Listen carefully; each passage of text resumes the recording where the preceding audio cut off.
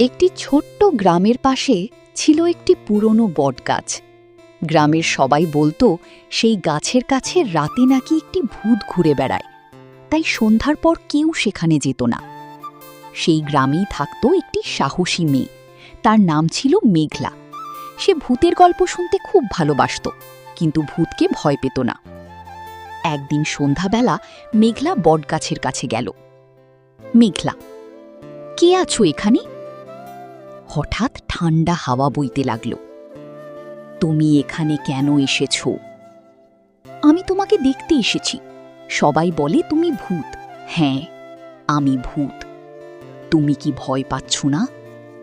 না, তুমি তো আমার কোনো ক্ষতি করনি। অদ্ভুত, সবাই আমাকে দেখে পালিয়ে যায়। আমি পালাবো কেন? তুমি কি খারাপ?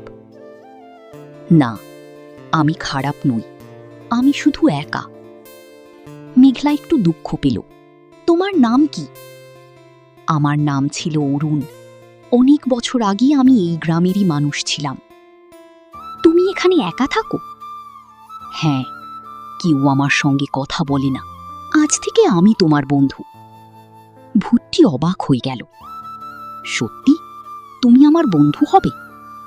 অবশ্যই, বন্ধুত্ব করতে ভয় লাগে নাকি? অরুণ হালকা হেসে উঠল।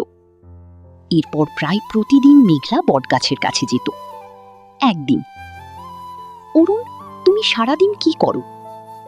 আমি গ্রামের মানুষদের দেখি, তারা হাসে, খেলে, কাজ করে। তোমার কি মন খারাপ হয়? হয়, কারণ আমি আর তাদের মতো হতে পারি না। কিন্তু তুমি তো আমার সঙ্গে কথা বলতে পারো। হ্যাঁ, তাতে অনেক ভালো লাগে। আর একদিন মেঘলা একটি ফুল নিয়ে এলো। এই ফুলটা তোমার জন্য। ভূত কি ফুল পায়? বন্ধুরা তো ফুল পায়। ধন্যবাদ মেঘলা। এক রাতে ঝড় শুরু হলো।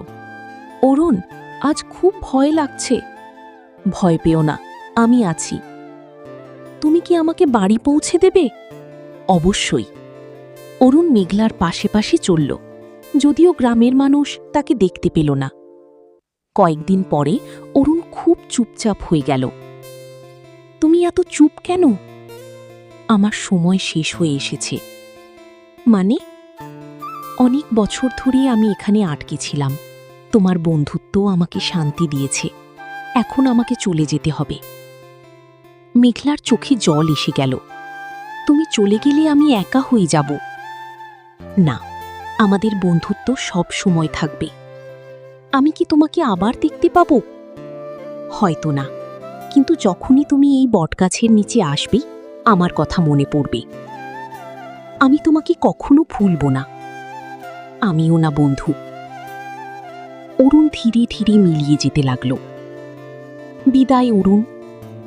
বিদায় মেঘলা, সুখে থেকো। অরুণ চলে গেল, কিন্তু তার স্মৃতি রয়ে গেল। এরপর থেকে মেঘলা যখনই বটগাছের নিচে যেত, তার মনে হতো বাতাসের মধ্যে কেউ যেন মৃদু হেসে বলছে,